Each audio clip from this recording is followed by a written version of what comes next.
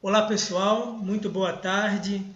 Eu espero que vocês estejam bem e que tenham um tempinho curtinho para ouvir as palavras que eu quero compartilhar com vocês nessa tarde.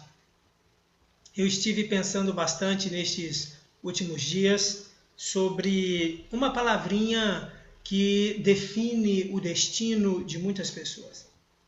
Essa palavra é a esperança. Estive conversando com alguns amigos na faculdade e naquela oportunidade a questão residia em torno da esperança. Nós temos percebido de uma forma avassaladora de que as pessoas não têm tido mais esperança. As pessoas têm vivido para hoje. As pessoas têm vivido para dar conta dos seus problemas de hoje. E que não tem havido nenhuma expectativa positiva em relação ao amanhã. Por isso eu quero falar alguma coisa com vocês hoje sobre a esperança. E a partir disso, antes de necessariamente começar a tratar do tema, eu quero que você pense sobre isso. Qual é a sua esperança? Aonde você está sustentando a sua esperança? Você tem esperança de um mundo melhor? De uma vida melhor? E aonde você está sustentando isso? Você acha que nós poderemos viver em um sistema de coisas, em um mundo melhor, colocando a nossa esperança em homens? A palavra do Senhor nos diz que não é do homem o seu próprio caminhar. Isso sugere que, inevitavelmente, nós não sabemos muito bem para onde nós estamos indo. Ou você ainda está sustentando a sua esperança em um sistema político? Já experimentamos de absolutamente todos os modelos políticos no transcurso da própria civilização humana. E chegamos à conclusão de que não é possível um sistema político mudar as estruturas institucionalizadas da sociedade global como um todo. Ah, mas então você mantém a sua esperança em um sistema religioso. Eu acho que você também deveria pensar um pouco mais sobre isso. Porque não necessariamente um sistema religioso daria conta de nos dar exatamente aquilo que eu acredito que está guardado para nós, que acreditamos e professamos o nome do Senhor Jesus Cristo. E também não há sistema econômico capaz de mudar essa realidade. O que eu quero que você pense nesse momento é exatamente sobre aonde você tem colocado a sua esperança. E eu quero ler alguns textos com você aqui na Bíblia, na Palavra de Deus, que irá nos sugerir exatamente o momento de coisas que nós estamos vivendo. Antes de entrar em dois textos que eu escolhi propositadamente e de uma forma muito clara para tentar evidenciar o que é o nosso momento hoje, quem é o homem de hoje e o que nos espera bem ali na frente, eu quero compartilhar um texto anterior que está lá em 1 Coríntios, capítulo 13, versículo 13. Um texto extremamente conhecido e dito por muitos. O texto diz o seguinte: agora, porém, permanecem estas três coisas: a fé, a esperança, o amor. Mas a maior delas é o amor. São três pressupostos, ou para nós cristãos, verdades absolutas. Haja o que houver, a que preço for, nós precisamos desenvolver a capacidade de amar. Nós precisamos desenvolver a capacidade de crer, de exercer fé nas promessas que Deus nos deu. E nós devemos também manter uma chama acesa no nosso espírito, nas nossas vidas, que possa sugerir a nossa esperança em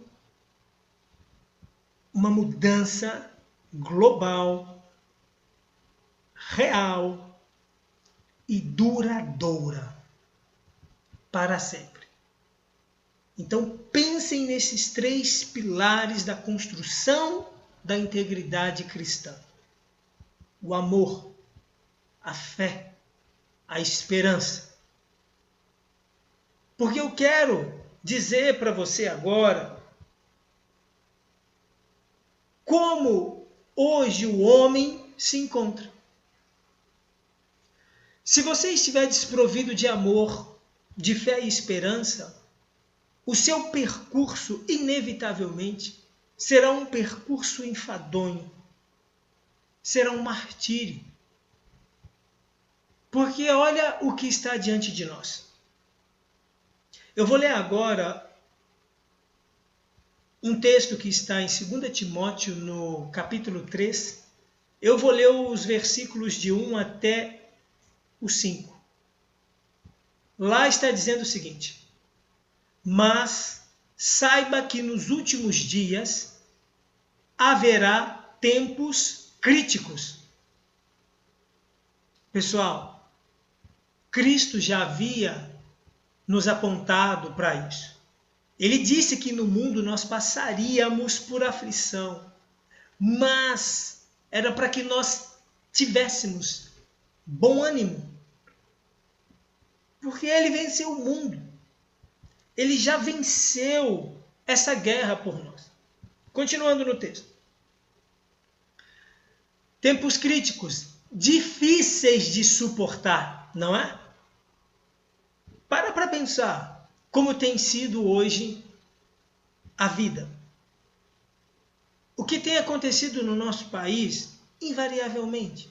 E eu não quero aqui só que nós enxerguemos o que é negativo. Até porque o que é positivo você só vai conseguir enxergar pela fé, com os olhos da fé. Porque com os olhos humanos, os olhos adâmicos, você só vai ver de fato o governo de Satanás instalado. Que é exatamente isso que nós estamos vendo invariavelmente. Tempos difíceis de suportar. Gente, esse texto de Timóteo parece que ele foi escrito hoje à tarde. Continue me acompanhando. Pois os homens só amarão a si mesmos, amarão o dinheiro, serão presunçosos, arrogantes, blasfemadores, desobedientes aos pais, ingratos, desleais, desnaturados, não estarão dispostos a acordos. Nós estamos vendo isso globalmente a todo tempo. Não é verdade? Continuamos. Serão caluniadores, sem autodomínio, ferozes, sem amor ao que é bom. É isso que está instalado do ponto de vista de humanidade. É claro que nós temos exceções. Há cristãos íntegros que têm combatido o bom combate, vivido de fato uma guerra espiritual, uma guerra natural, para que também não sejam corrompidos por este sistema de coisas, até porque a palavra do Senhor diz que não é para que nós compactuemos com este sistema. Olha o que mais diz o texto. Traidores, teimosos, cheios de orgulho, amarão os prazeres em vez de a Deus. manterão uma aparência de devoção a Deus, mas rejeitarão o poder desta devoção. Desses, afaste-se. Esse texto de Timóteo, ele retrata exatamente a condição humana de hoje. Parece que Timóteo está escrevendo isso neste exato momento.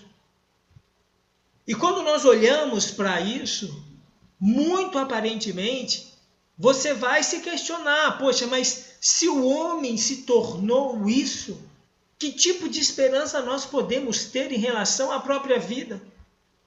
Como que eu vou olhar para uma criança e tentar gerar um ambiente capaz de proporcionar a essa criança uma vida que vale a pena? Quando nós olhamos para o nosso país, quando nós olhamos para o mundo global, nós identificamos uma condição de mazela, uma condição de precariedade, sobretudo no que diz respeito ao ser humano. É um processo de degradação que parece não ter fim. E aí eu te pergunto, aonde está a sua esperança? Você ainda espera que um governo deste sistema resolva isso? Você ainda coloca as suas fichas em homens? A palavra de Deus nos diz que não é do homem o seu próprio caminhar. Ou seja, nós não sabemos bem para onde estamos indo. Você está confiando em quem? Eu sei que invariavelmente nós temos os nossos problemas, os nossos desafios, e você tem se apegado a quê? Em quem? Será que a sua inteligência irá suprir as suas demandas? O seu dinheiro? A sua rede de contatos e amigos? Eu tenho certeza que não. É importantíssimo que você compreenda que a nossa esperança precisa estar no estabelecimento do reino de Deus. A nossa esperança é o reino sendo estabelecido sobre a terra. Por isso Jesus disse, quando ele nos ensina a orar, para que nós pudéssemos clamar ao Pai que está nos céus, para que a sua vontade fosse feita na terra, assim como ela tem sido feita nos céus. Venha o teu reino e seja feita a tua vontade. Para além disso, é você tirar o seu olhar do foco, que é clamar ao Senhor para que o seu reino venha. E nós temos algo extraordinário preparado para nós. Por isso é tão importante acalentar essa esperança. Haja o que houver, que preço for, queira viver esse reino. Comece a vivê-lo agora. Criando, essa relação com o Senhor, com a palavra de Deus. E por que vale a pena esperar no Senhor e gerar esperança do estabelecimento do seu reino? Olha o que está guardado para nós. Depois de perceber um cenário tão caótico em relação àquilo que se tornou o homem, olha o que Deus mostrou para o apóstolo João. Vamos lá em Apocalipse comigo? Desculpem. Apocalipse 21 é um texto que nós deveríamos fazer placas, tatuá-lo nos nossos corações, nas nossas mentes. Um texto que nos impulsiona a continuarmos de pé. Olha que coisa extraordinária, olha o que nos espera. Vi um novo céu e uma nova terra, pois o céu anterior e a terra anterior tinham passado, e o mar já não existia. Vi também a cidade santa, a Nova Jerusalém, descendo do céu da parte de Deus e preparada como noiva adornada para o seu marido. Então ouvi uma voz alta do trono dizendo: Veja, a tenda de Deus está com a humanidade. É isso a minha esperança. Está debaixo da tenda de Deus. Continua. Ele residirá com eles e eles serão o seu povo. Povo de Deus, acalentai-vos os corações, porque é chegada a hora dele. Mantenha de pé a sua esperança. Continue lutando, porque eu não tenho dúvida que será incompreensível o que nós hemos de viver na presença de Deus quando do estabelecimento do seu reino em plenitude. Não porque mereçamos, mas pela misericórdia dele em Cristo Jesus, o nosso resgatador, o nosso abridor de portas. Agora preste atenção no que está vindo. Olha isso. Se não bastasse viver debaixo da tenda dele, ele enxugará dos seus olhos toda lágrima, e não haverá mais morte. Eu vou repetir, você não prestou atenção. De novo. Gente, eu não vejo a hora de viver isso. De novo, eu sei que eu não mereço. Sou um pecador como todos, mas é pela misericórdia e graça de Deus. Ninguém é merecedor. O preço que foi pago pelas nossas vidas é incomensurável. Não tem como qualificar isso. Vou ler de novo. Ele enxugará dos seus olhos toda lágrima, e não haverá mais morte, nem haverá mais tristeza, nem choro, nem dor. As coisas anteriores já passaram. Gente, vocês estão entendendo o que está guardado para nós? Qual deve ser a nossa posição enquanto cristãos? Nós precisamos diligentemente nos debruçarmos sobre a palavra de Deus e clamarmos ao Senhor para que o teu reino venha.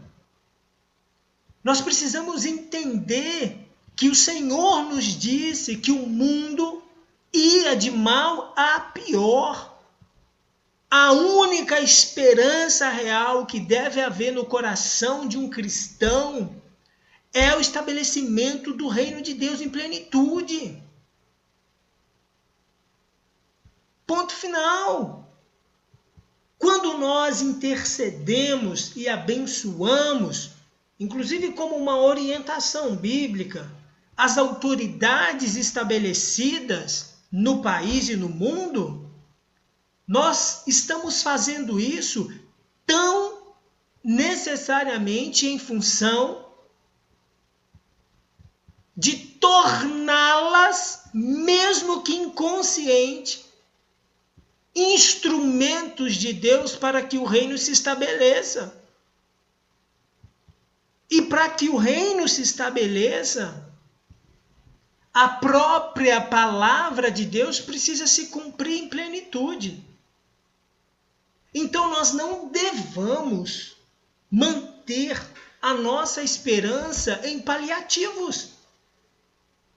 De novo, não é sistema político, econômico e nem religioso. Não é o homem. Às vezes a gente vê as pessoas em um estado de desesperança total, porque se decepcionou com o homem. Meu querido, a gente se decepciona até com a gente. Quantas vezes você se propôs a algo e você voltou atrás, você não cumpriu, você se decepcionou? Não coloque a sua esperança em nada que não seja o próprio Cristo Jesus. Queira viver o reino de Deus. Gradualize isso. Se veja nisso. Faça uma ponte ao futuro. Tente experimentar, tente sentir. E se empodere em viver. E em viver abundantemente. Não permita que a desesperança entre em você. Porque onde há a falta de esperança, não pode haver mais nada. A esperança, mesmo do ponto de vista inconsciente, ela é aquilo que nos move, que nos faz avançar. Quando nós não temos esperança, nós estamos em processo de autoabandono. A esperança e os nossos sonhos, os nossos desejos, os nossos objetivos são coisas que se completam. Esperança mais tudo isso potencializa a vida. Eu sei que você pode estar dizendo, Rodrigo, você não sabe o que eu tenho passado, a vida que eu tenho passado, as dificuldades que eu tenho vivido. No mundo nós passaríamos por aflição. Tenha bom ânimo, mantenha acesa a chama da esperança no seu coração e no seu espírito. Saiba que o que está guardado para você, olhos humanos não viram, ouvidos não ouviram e nem se chegou ao coração do homem. Nós não conseguimos compreender. O relato de Apocalipse 21 é, na verdade, uma centelha. Você já imaginou o que será viver no reino? Que coisa, não? Debaixo do governo de Deus? Você já parou para pensar o que havia disponível para Adão, para Eva no paraíso? Meus queridos, essa é a minha esperança. A minha esperança é continuar vivendo as minhas verdades, que foram construídas sobre a palavra de Deus. A Bíblia é a minha verdade, é o meu protocolo de conduta. Como nós dizíamos no exército, ela é o meu azimute. E eu escolhi viver isso. E vivo pujantemente, cheio de esperança, militando diariamente, corriqueiramente, contra a minha própria natureza adâmica, contra todos os atributos que existem em mim, que cooperam só para o mal, só para a minha própria destruição. Eu rejeito isso. Eu rejeito isso em mim, em nome do Senhor Jesus, e rejeito isso para a sua vida também, em nome do Senhor Jesus. Viva a sua plenitude, levante a sua cabeça, vá atrás daquilo que está proposto para você. Mantenha viva, acesa, flamejante a sua esperança. Os que esperam no Senhor renovarão as suas forças, subirão com asas como de águia, caminharão e não se cansarão, pois o Senhor Jeová é a sua força. Pessoal, eu tenho um prazer enorme de falar sobre essas questões com vocês. E do fundo do meu coração, eu quero desejá-los um final de semana lindo, extraordinário e, sobretudo, cheio de esperança em Deus e no estabelecimento do seu reino. Lembrem-se de que nós não pertencemos a esse mundo. Por Cristo Jesus, nós fomos feitos cidadãos do reino de Deus. Aproprie-se disso. Viva isso. Experimente isso. Busque o Senhor. Ele é a sua esperança. Um grande abraço. Fiquem com Deus. Deus os abençoe abundantemente.